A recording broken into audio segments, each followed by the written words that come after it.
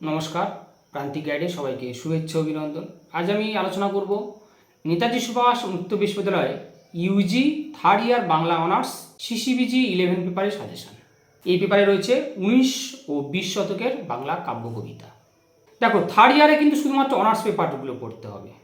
8টা honours paper প্রত্যেক সাবজেক্টের, যার যা সাবজেক্ট রয়েছে অনার্সের শুধুমাত্র অনার্স, কোনো জি পেপার অন্যান্য কোনো পেপার নেই। আর তোমাদের পরীক্ষা কিন্তু এবারে এগিয়ে আসছে। প্রবাবলি পুজোর আগে হবে অ্যাসাইনমেন্ট এবং ফাইনাল এক্সাম হবে নভেম্বরের দিকে। অ্যাসাইনমেন্ট হবে পূজার আগে প্রবাবলি, আর ফাইনাল এক্সাম হবে পূজার পরে। তাই এখন থেকে পড়াশোনা শুরু করে দাও। যদি চাও আমাদের কাছে অনলাইন ক্লাস করতে যোগাযোগ করবে বা নোটস সংগ্রহ করতে যোগাযোগ করবে। অ্যাসাইনমেন্ট, নোটস, ক্লাস সমস্ত কিছু পেয়ে যাবে। ভালো রেজাল্ট করতে গেলে, পাস করতে গেলে প্রান্তিক গাইড তোমাদের কাছে best choice and first choice. খুব স্বল্প পারিশ্রমিকে আমি নোটস এবং ক্লাস প্রোভাইড করি। এটা কিন্তু যারা ক্লাস করে তারা জানে। আর আমাদের স্টুডেন্টরা কিন্তু কেউ ফেল করে না। 76-7 পর্যন্ত নাম্বার রয়েছে আমাদের কাছে। তাই ভালো রেজাল্টের জন্য, পাস করার জন্য যোগাযোগ করবে, সমস্ত কিছু পেয়ে যাবে। তবে হ্যাঁ, ভালো রেজাল্ট করতে গেলে কিন্তু পড়তে হবে। পড়াশোনাটা অবশ্যই জরুরি। আমি পড়বো না আর চাইবো ভালো নাম্বার, এটা কি করে হয়? এটা সম্ভব না। তাই আমি মনে করি ক্লাস করাটা প্রয়োজন। ক্লাস না করেও ভালো রেজাল্ট করতেই পারো, বাড়িতে তাহলে পড়তে পারো, কিন্তু পড়াশোনা করতে হবে, নোটসগুলো পড়তে হবে। আর আমি যে সাজেশান দেবো, যে গাইডলাইন বলবো, যে রোড ম্যাপটা দেখিয়ে দেবো, সেইভাবেই চলতে হবে, সেই পথেই কিন্তু চলতে হবে। দেখো, আমি কিন্তু সব থেকে কম সাজেশান দিই, সব থেকে কম প্রশ্নের সাজেশান কিন্তু আমি প্রোভাইড করি। চ্যানেলের সঙ্গে থাকবে, সাবস্ক্রাইব করে রাখবে। এবং প্রান্তিক গাইডের লাস্ট মিনিট ফাইনাল সাজেশান কেউ মিস করবে না। তোমরা তো সেকেন্ড ইয়ারে পরীক্ষা দিয়েছো, অবশ্যই অবগত রয়েছো। প্রান্তিক গাইডের সাজেশান 100% জেনুইন কমন। চ্যানেলে সাবস্ক্রাইব করে রাখো এবং বন্ধুদেরকে শেয়ার করে রাখো। আমি আজকের 10-এর জন্য দিচ্ছি, পরবর্তী ভিডিওতে 5-এর জন্য দেবো এবং ধীরে ধীরে তোমাদের এখন থেকে পেপারগুলো দেওয়া শুরু করবো। লিখে নাও, বীরাঙ্গনা কাব্যটা খুব ভালো করে করো। মধুসূদন দত্তের বীরাঙ্গনা কাব্য খুব ভালো করে করো।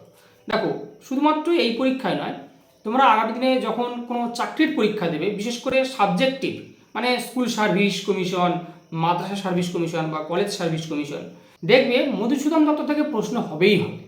একটা কোশ্চেন তো অবশ্যই হবে। এবার সারা বাংলা সিলেবাসের মধ্যে তো বাংলা সিলেবাস মানে সমুদ্র, মধুসূদন দত্ত থেকে প্রশ্ন হবেই হবে। অন্য কোনো সাহিত্যিক থেকে মিসিং হলেও মধুসূদন দত্ত থেকে কোশ্চেন হবেই হবে। তোমাদেরও সেই প্রেক্ষিতে আমি বলছি, 10-5 বীরাঙ্গনা থেকে হবেই হবে। অন্য কোনো ইউনিট মডিউল মিস করে গেলেও বীরাঙ্গনা কাব্য থেকে প্রশ্ন কিন্তু হবেই। 10-5 2 তো হবেই, 10-5। তাই বীরাঙ্গনা কাব্যটা ভালো করে করো, পাস হয়ে যাবে। লিখে নাও, বীরাঙ্গনা কাব্যে পাশ্চাত্য প্রভাব কতটা পড়েছে? খুব দামি প্রশ্ন। আর নামকরণ, বীরাঙ্গনা কাব্যের নামকরণ, পত্র সাহিত্য হিসাবে বীরাঙ্গনা কাব্য কতটা সার্থক, এই 3টে কোশ্চেন। বীরাঙ্গনা কাব্যে পাশ্চাত্য প্রভাব কতটা পড়েছে, বীরাঙ্গনা কাব্যের নামকরণ আলোচনা করো, বীরাঙ্গনা কাব্যটি পত্র সাহিত্য হিসাবে কতটা সার্থক তা আলোচনা করো।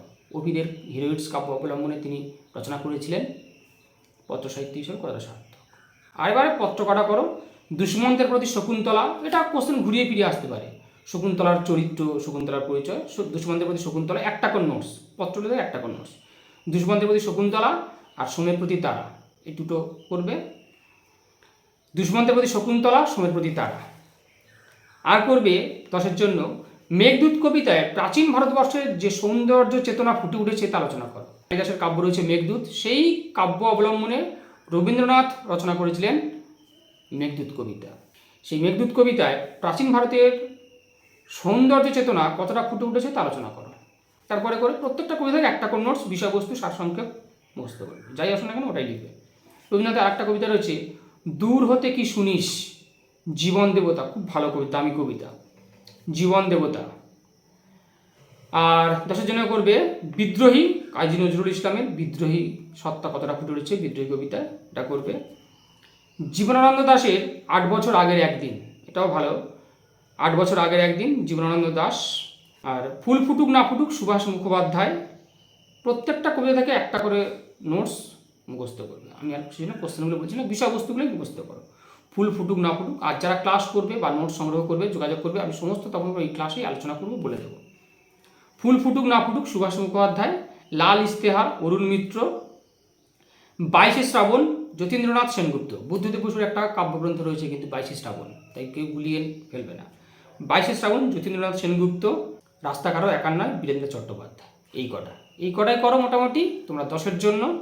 পরবর্তী ভিডিওতে আমি 5 বলে দেবো। তোমরা চ্যানেলটা সাবস্ক্রাইব করে রাখো, বন্ধুদেরকে শেয়ার করে রাখো। যারা ক্লাস করতে চাও বা নোট সংগ্রহ করতে চাও, স্ক্রিনে দেওয়া নাম্বারে যোগাযোগ করবে, সমস্ত কিছু হেল্প পেয়ে যাবে। বা যারা অ্যাসাইনমেন্টের হেল্প, সাপোর্ট আর গাইড নিতে চাও, যোগাযোগ করবে। প্রান্তিক গাইড তোমাদের সেবায় রয়েছে, পাশে রয়েছে।